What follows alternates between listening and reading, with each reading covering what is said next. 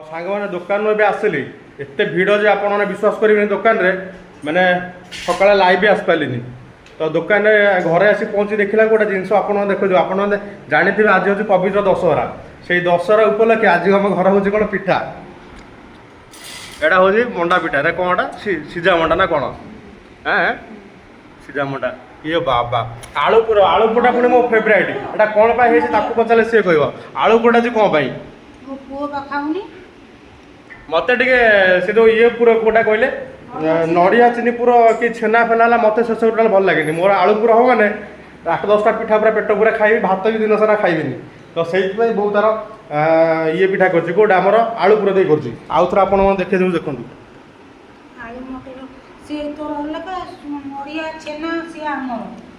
नड़िया छेना तुम कौटा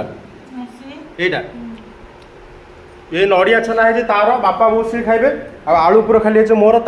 माने आठ अधिक बोध एटा देखा बोधे बेसी पिठा मो पाई हाँ तो ठीक अच्छे बर्तमान घर को आसते मोर तो कम अच्छी मुझे जाऊँगी बर्तमान केन्द्रापड़ा मार्केट बहुत सारा कम अच्छी तो लंग वीडियो आज आसीपर आसु आसु मे भी लेट हो पारे तो सर्ट वीडियो आपण मैंने एंजॉय करूँ।